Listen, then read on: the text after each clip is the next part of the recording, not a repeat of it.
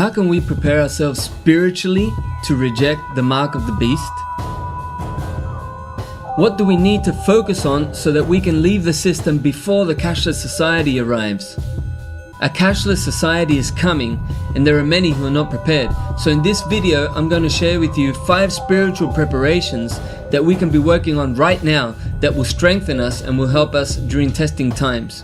These are spiritual preparations that we need to be taking care of right now and not waiting for some time in the future. The first lesson I want to share with you is learning to listen to God. This is one of the fundamental things we need right now in our relationship with God, but especially as the end times come closer. If we're going to survive spiritually while outside of the system, we really need to learn to hear from God. Now, many people have different ways of hearing from God. In fact, we recognize that there are several ways that God can speak to us. The most important thing I want to share with you on this topic of hearing from God has to do with our sincerity. We need to be truly sincere in wanting to hear from God in the first place. Some people talk about hearing from God by way of the Bible. Now, the Bible is fantastic and it has God's will written there in black and white, and anyone can hear what God wants from us, especially in the teachings of Jesus. But the reality is, if we're not sincere, if we don't deeply desire to hear God's will for our lives, and we only just want to hear what is most convenient for us, then even the Bible becomes something that can cause us harm, as well as to those around us, because instead of coming away with the truth, we end up distorting the text to support a lie. That's why sincerity is a key factor if we want to genuinely hear from God. Another way that we need to prepare spiritually is to learn true spiritual discernment. Jesus said that in the last days there will be false prophets and false teachers, and that they'll deceive many, including the elect, if it were possible, due to the signs and wonders that they are going to be doing. To recognize them and to not be deceived, we need spiritual discernment. And this spiritual discernment has nothing to do with religious dogmas or having the right doctrines. It's not about understanding if someone is a false teacher because they're teaching a mistaken doctrine or because they have the wrong theology. It has to do with discerning their spirit and discerning the motivations for why they do what they do. There are a lot of people who know the entire Bible and they have so-called perfect theology, and they've studied in theological colleges and received doctorates and all that kind of stuff and become reverends and pastors and teachers and all the different titles that they use for themselves, but they're still far from God, and they end up being false prophets and teachers because they simply speak about doctrines and dogmas, and yet they never bring you to a deep relationship with God. And yet there are other people that perhaps they're mistaken in a lot of theological areas, and yet they're sincere, and they can turn out to be a lost sheep of God. That's why we need spiritual discernment. We have another video on our channel called 5 Ways to Identify a False Prophet or Teacher. If you haven't seen it, I recommend it, because it's not focused on the many different false doctrines that are out there, but it's focused on spiritual principles that can apply to anybody. Now, another preparation that we need to make is conquering our fears. Both the system and the devil use fear to manipulate us, and we have to overcome that fear. We have to understand that life doesn't end here when our bodies die. I mean, one of the greatest fears that we can have is the fear of dying. It's the fear of losing our life or the life of a loved one. And that is the very fear that we need to overcome. In the book of Revelation, it says that people overcame Satan by the blood of the Lamb, by his testimony, and by not loving their lives unto death. They were willing to give their lives for the gospel.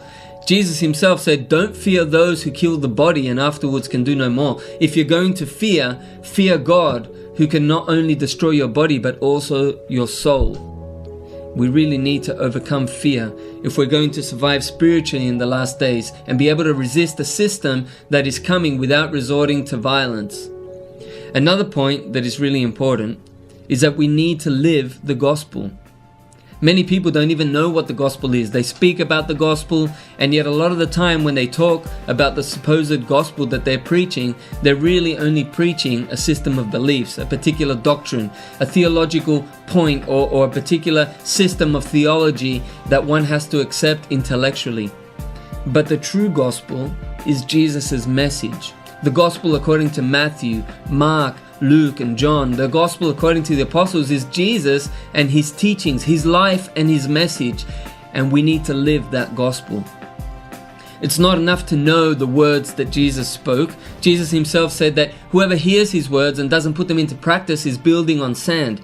If we want to survive the storms that are coming to earth in the near future, we have to have our faith built squarely on the rock, and that is done through living Jesus' message. Another very important spiritual preparation that we need is to learn to live by faith. Living by faith simply means living each day in obedience to God.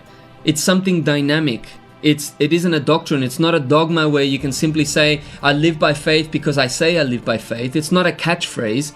It's a way of life. It's something that you really need to put into practice. It's something you have to live. More specifically, when we speak of living by faith, we're talking about understanding that if we're doing God's will, then God himself will take care of our needs. We're talking about the teachings of Jesus where he says not to worry about what we're going to eat or drink or wear, that the unbelievers are the ones who worry about those things, but that we shouldn't worry because we know we have a Father in heaven who already knows what our needs are even before we ask him. So all we need to do is put God's kingdom and his righteousness as our first priority, and everything that we need will be given to us. This is so important in light of the mark of the beast, because we're not going to be able to buy or sell without that mark, and it is that dependency on money that people have that will lead them to accept the mark of the beast. Only people that learn to live by faith and that trust that God can provide for their needs outside of man's economic system are going to be able to survive this test.